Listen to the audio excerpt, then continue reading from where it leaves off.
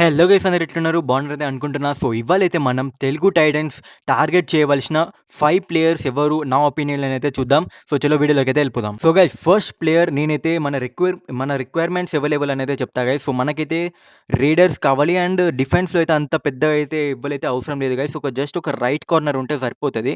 So first player అయితే నేను suggest చేస్తున్న ప్లేయర్ అయితే ఆకాష్ షిందే గైస్. సో ఆకాష్ షిందే అయితే ఒక మంచి రైడర్. పునేరి పల్టన్‌లో అయితే అతనికి అంత ఆపర్చునిటీస్ అయితే దొరకలేదు ప్రూవ్ చేసుకోనికి. సో ఈసారి అయితే ఆక్షన్‌లోకి అయితే వచ్చాడు.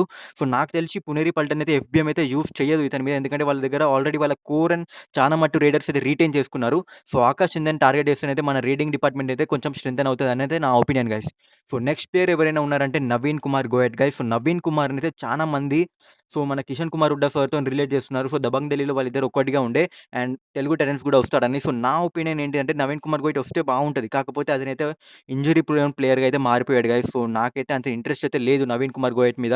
సో మీరేమనుకుంటున్నారు? నవీన్ కుమార్ గోయట్ రావాలా? వద్దా? అని అయితే కామెంట్ సెక్షన్‌లో చెప్పండి గైస్. అండ్ నెక్స్ట్ అయితే రైట్ కార్నర్ కావాలని చెప్పాను కదా గైస్. సో రైట్ కార్నర్ నేనైతే ఈ టైంలో బెస్ట్ రైట్ కార్నర్ అంటే శుభం Shinde guys. So last year మనం క్రిషన్ దుల్ మీద ఇన్వెస్ట్ చేసాం. కాకపోతే అతనైతే అంత మంచిగా డెలివరీ అయితే చేయలేదు. సో ఈసారి శుభం షిందేకి ఒక ఛాన్స్ ఇస్తే ఏం చేస్తాడో చూడాలి. And last season finalist team కూడా పట్నా పైరేట్స్ అయితే అతని మీద ఎఫ్‌బీఎం యూజ్ చేయదనైతే నా ఒపీనియన్. సో చూద్దాం ఏం జరుగుతుందో.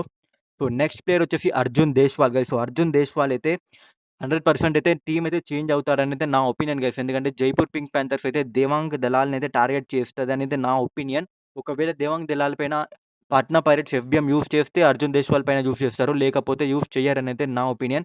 సో ఆక్షన్ డైనామిక్స్ మీద కూడా డిపెండ్ అయి ఉంటది గైస్. సో ఎవరు ముందొస్తారు? దేవాంగ్ దలాల్ ముందొస్తాడా? లేకపోతే అర్జున్ దేశ్వాల్ ముందొస్తాడా అని.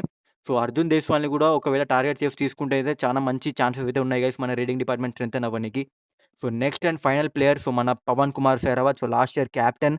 సో చాలా తక్కువ మ్యాచెస్ ఆడినా కానీ హ్యూజ్ ఇంపాక్ట్ అయితే ఉండే. ఆడిన మ్యాచెస్‌లో చాలా మంచిగా పెర్ఫార్మ్ అయితే చేశాడు.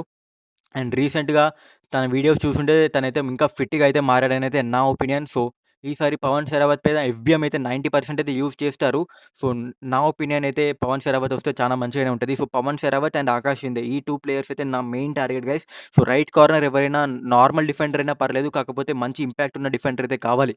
సో ఇవైతే నా ప్లేయర్స్ గైస్. సో టార్గెట్ చేయాలనుకుంటున్న ప్లేయర్స్. సో మీరెవరైనా ప్లేయర్ కావాలి తెలుగు టైటన్స్‌కి అంటే కామెంట్ సెక్షన్‌లో చెప్పండి గైస్. సో నెక్స్ట్ వీడియోలో కలుద్దాం. ఛానెల్‌ని సబ్స్క్రైబ్ చేసుకోండి. అంతవరకు బాయ్.